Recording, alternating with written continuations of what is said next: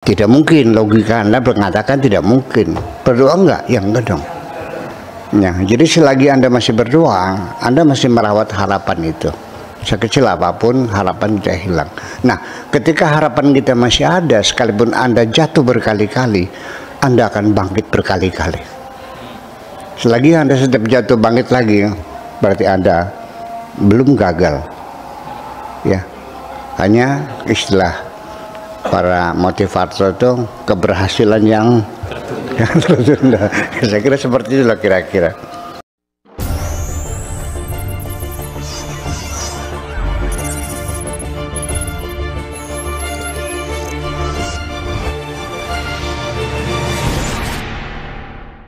Assalamualaikum warahmatullahi wabarakatuh. Bismillah, tawakkaltu ala Allah, la hawla wa la quwata illa billah. Asyhadu an la ilaha illallah wa asyhadu anna Muhammadar Rasulullah. Allahumma salli ala sayyidina Muhammadin wa ala alihi wa sahabatihi ajma'in, amma ba'd. Kita lanjutkan apa at-tawakkul itu, atau lamma jaa al-ajzu. Lamma jaa al-ajzu. Ya, itu kan. Bismillahirrahmanirrahim. Lamma jaa al-ajzu, ketika seseorang itu menghadapi realita di depannya bahwa dia tidak mampu, ketika ketidakmampuan terlihat atau datang. Minhum harrakul harakata, mereka bekerja keras, bergerak, berbuat, ya, ma'al qudrati, dengan segala kemampuan yang mereka miliki. Wasukunu wa taslim, tapi juga kadang-kadang tinggal duduk diam, tidak berbuat apa-apa, ya, menyerah kalah. Indal ajzi, ketika dia merasa tidak mampu. Ini kondisi psikologis kita sendiri ketika menghadapi masalah yang menurut logika kita tidak mungkin tercapai, lalu kemudian keburu putus asa. Ya sudah, diam, ya, tinggal diam, ya udah, tidak berbuat apapun juga. Tapi kalau kita dalam diri kita ada keyakinan, masih ada harapan, maka kita walau bagaimanapun akan terdorong untuk berbuat sesuatu, untuk melangkah. Nah, kadang-kadang banyak orang masih ada di dalam rumah, lalu punya keinginan untuk mencapai sesuatu. Masih di dalam rumah, dia sudah mempertanyakan nanti caranya bagaimana, jalannya lewat mana. Saya bilang keluar aja dulu. Nanti setelah keluar juga kelihatan jalannya kok. Ya, jadi di sini saya ingin mengatakan bahwa segera saja mulai dulu. Jangan terlalu banyak mikir, jangan sampai nanti yang terjadi banyak orang yang banyak mikir tapi tidak berbuat apa-apa. Iya. Tapi sebaliknya juga, kadang-kadang kamu juga banyak berbuat tapi nggak pernah mikir. Ya, jadi dua-duanya itu menjadi penyeimbang. Sehingga saya sering mengatakan bahwa harapan itu harus dirawat, dipelihara, ya. Jangan sampai pupus, jangan sampai hilang. Jangan sampai mati tengah jalan, hilang harapan. Nah, salah satu merawat harapan supaya jangan hilang itu berdoa. Jadi ketika Anda masih berdoa kepada Tuhan, Anda masih punya harapan dalam hati. Iya. Kalau sudah Anda nggak ada harapannya, bagaimana? Anda sudah meyakininya tidak mungkin kok. Anda sudah meyakini hal ini tidak mungkin terjadi. Tidak mungkin, logika Anda mengatakan tidak mungkin. Berdoa enggak? Ya enggak dong. Ya, jadi selagi Anda masih berdoa, Anda masih merawat harapan itu. sekecil apapun harapan tidak hilang. Nah, ketika harapan kita masih ada, sekalipun Anda jatuh berkali-kali, Anda akan bangkit berkali-kali. Selagi Anda setiap jatuh bangkit lagi, berarti Anda belum gagal. Ya, hanya istilah para motivator itu keberhasilan yang tertunda. Saya kira seperti itulah kira-kira. Oke. Al-harakah inda wujudika was-sukunu inda faqdika al-harakah fil hukm. Jadi sebabnya kamu masih bergerak, masih berupaya, berusaha mencari jalan keluar, itu berarti inda wujudika, berarti engkau masih merasa ada, bahwa engkau masih ada, engkau eksis, maka engkau bergerak, artinya masih hidup. Orang kalau masih hidup masih bergerak dong. Kalau sudah mati ya nggak bergerak lagi. Nah, itulah. Kemudian wasukunu 'inda faqdika al-harakah ya fil hukm. Ya, artinya bahwa tetapi ketika engkau diam, itu artinya bahwa kamu kehilangan gerak dalam keputusan Anda. Wasukun fil ilmi, ya, dan merasa tenang dengan pengetahuan yang Anda miliki. Innama tasahhu nafsuka ba'da khurujika minan nafas wal hawa, baru semata-mata disebut benar, ya, nafsumu itu setelah engkau keluar dari nafsumu, wal hawa, dan dari hawa nafsumu, wa taba, dan tabiat kamu, wal khalq, dan teman-teman kamu, fil jumlati, secara keseluruhan. La tataqayyad bil khalqi fi ma yamliku darraka wala naf'aka. Jangan mengikat dirimu, jangan menggantungkan dirimu kepada orang lain, ya, dengan dugaan bahwa orang lain bisa menjahati kamu dan orang lain bisa membantu kamu. Kamu kadang-kadang takut sama orang kan? Barangkali takut dijahati, takut difitnah, takut dijegal. Nah, kita kembali lagi bahwa kita sebagai orang yang beriman, ya, lebih baik beriman ya daripada berislam. Tak beriman, beriman ya, beriman bahwa apabila Allah telah membuka pintu rizkinya, percayalah tidak akan ada siapapun yang bisa menutup. Au kama qala ta'ala fi kitabil aziz, ma yaftahillahu min rahmatin fala mumsika lah. Ketika Allah membuka pintu rezekimu, tidak akan ada siapapun yang bisa menutupnya. Wa ma yumsik, tetapi ketika Allah menutup rezekimu, fala mursilalah, tidak ada orang yang bisa membukanya. Kalau sudah memang itu rezekimu dan Allah sudah menetapkan engkau dapat rezeki, orang sekampung menghalang-halangi, ngerecokin, ia akan membuli, menghalang, menghadang, mempersulit, terjadi, pasti terjadi, rezekimu akan sampai. Jadi jangan takut ada orang lain bisa menghalang-halangi kamu. Itu teguhlah, percayalah, bergantunglah hanya kepada Allah saja, jangan kepada siapapun. Ya, itu. Kemudian wala rizquka, ya, dan juga termasuk rizkimu, ghairu rabbika azza wa jalla, termasuk rizkimu tadi yang saya katakan tadi, Allah yang menentukan. Kalau memang Allah sudah menutup rizkinya, mertua nambah modal 1 miliar ludes, ngutang lagi di bank, kredit lagi 1 miliar ludes, betul nggak?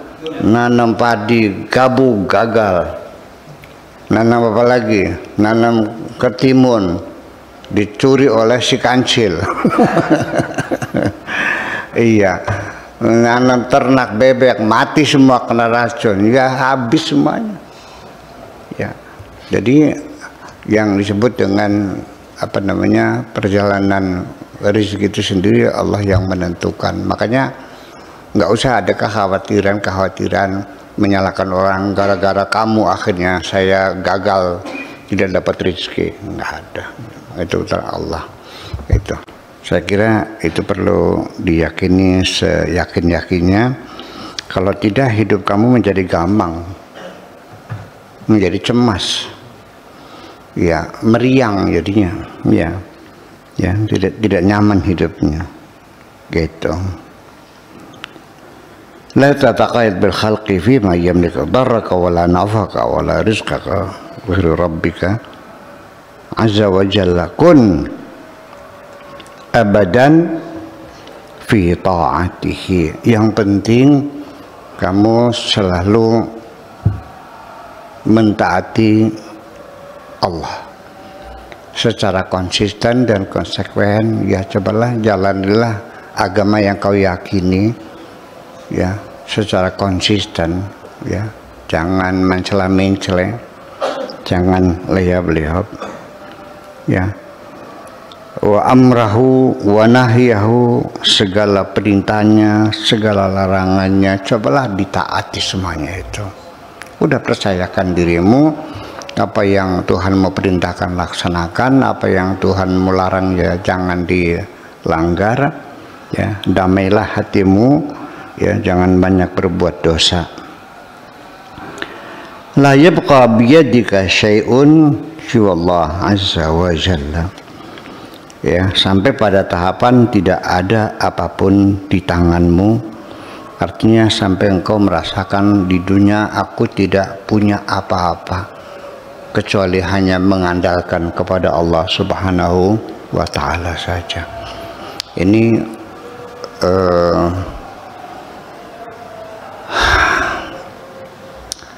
sulit sekali ya kita mengajak orang untuk berpikir bahwa Allah adalah segala-galanya. Masih tetap aja orang tuanya kaya, ya mengandalkan orang tuanya. Bahkan keponakan yang jadi jenderal pun menjadi anggaran, membuat hati kita semakin besar, kan gitu, semakin bergaya, kan gitu. Mengandalkan orang tua, mertua, teman, sahabat dan sebagainya, mungkin organisasi-organisasi yang mendukung Anda semuanya. Jangan bergantung kepada siapapun, bergantunglah hanya kepada Allah Subhanahu wa ta'ala. Yang menentukan adalah Allah. Pak Rahmat pernah ini enggak dongeng si Kabayan? Itu kan selamatnya kan hanya kebetulan-kebetulan semua. Ya. Ada perampok mau datang, perutnya mules dianya tuh. Ya kan? Akhirnya pergi ke kebun, beol di kebun, ya perampoknya yang ketemu, kan gitu. Itulah seringkali kita dalam hidup ini secara kebetulan.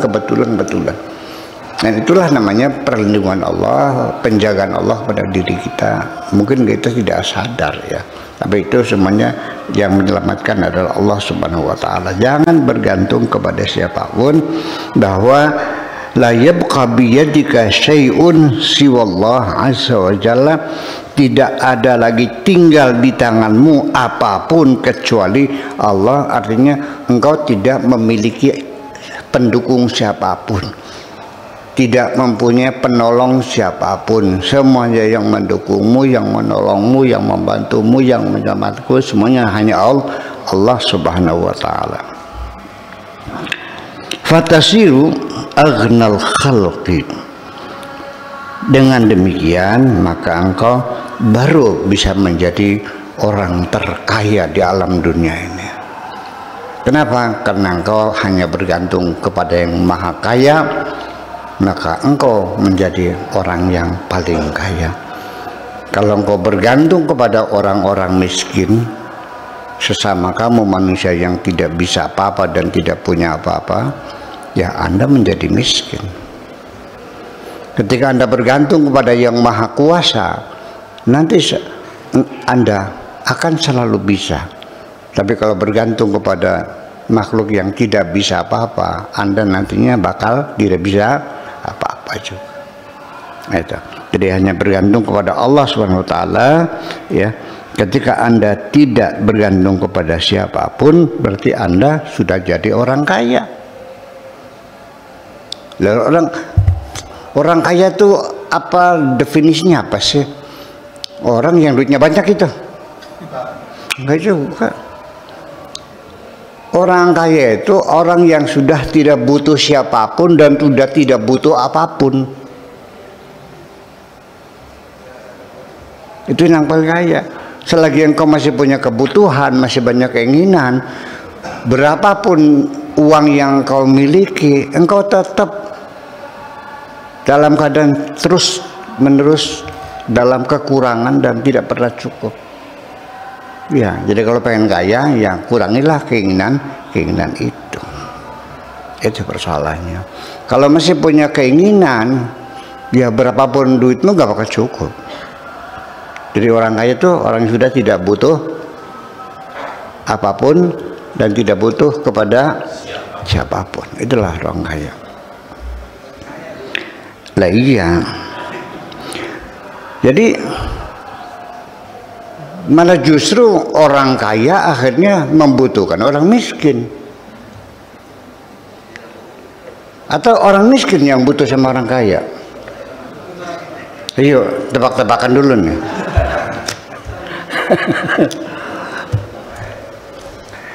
Yang butuh itu apakah orang kaya yang membutuhkan orang miskin atau orang miskin butuh orang kaya? Orang kaya yang membutuhkan orang miskin. Maaf, karena nanam padi 100 hektar. Kalau tidak ada orang miskin, Anda bisa menggarapnya. Kapan-kapan akan saya buktikan kepadamu, pas panen saya undang orang miskin, jangan ikut memanen padinya Pak Afkar, biar suruh ngebut sendiri, suruh ngarit sendiri, sanggup. Jadi yang butuh siapa? Orang kaya. Tapi kamu yang miskin itu dimanipulasi oleh orang kaya sehingga kamu yang merasa butuh sama orang kaya. Sekali-kali perlu dicoba orang kaya tuh. Oh ya panen nggak ada yang datang gitu. Halo, panen dewek. Silakan. Ya ngarit sendiri silakan. Ya silakan tumbuk sendiri padinya, gotong sendiri situ. Jadi artinya orang itu semakin kaya, semakin membutuhkan banyak orang miskin yang membantunya. Bisanya Anda kaya karena dibantu oleh orang. Paham nggak? Nanti saya disangka proletar lagi ini. Iya dong. Itu makanya. Ya mungkin balik aja lah. Orang kaya juga jangan lupa diri. Anda juga butuh orang miskin kok. Kan gitu, jujur aja ya. Orang miskin juga ya kadang-kadang memerlukan orang kaya juga. Sama-sama membutuhkannya lah, saling menghormati. Nah kalau kita sudah saling membutuhkan. Nah ketika ada orang miskin nggak makan, sananya orang kaya. Kenapa Anda diam saja? Itu persoalan. Iya kan? Dan di Bekasi dan Tegal, Tegal mana enggak.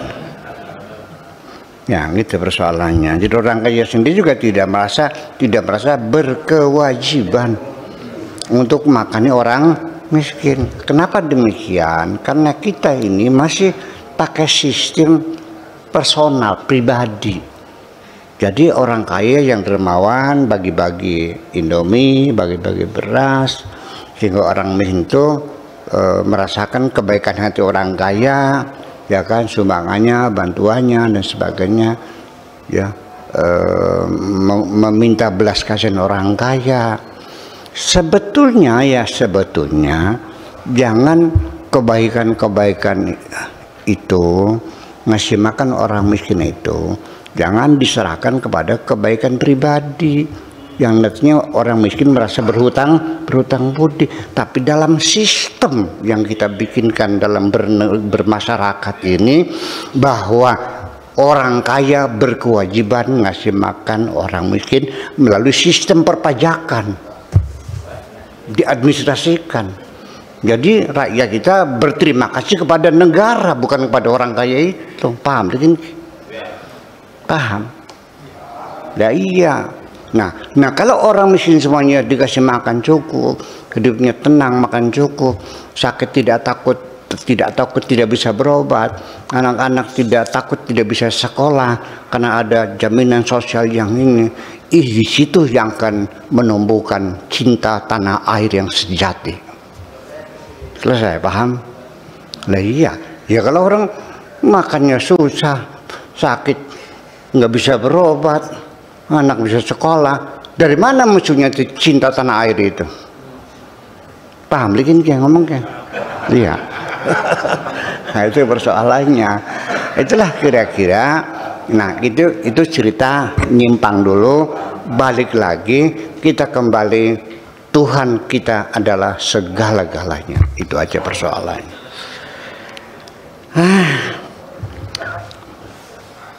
Anda juga kalau baik hati, nolong orang, membantu orang, yang apa Anda kasih makan, yang sakit Anda obati, Anda dicintai orang kok.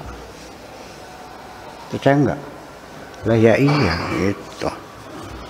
Itulah. Jadi di kebaikan-kebaikan kerjasama antar masyarakat itu masuk dalam satu sistem keadilan sosial, ya jadi bukan kebaikan pribadi. Nah kalau sudah terjamin keadilan sosialnya, nah barukah kebaikan pribadi itu kami kasih peluang orang kaya yang uangnya berlebihan kan gitu. Yalah ada masjid bangunan berapa itu bangunannya 5 miliar lah, saya bantu 0,5 miliar, kebaikan pribadi silakan itu mah ya. Jadi jangan sampai orang miskin harus berterima kasih kepada orang kaya. Iya, berterima kasihlah kepada Allah Subhanahu wa taala gitu.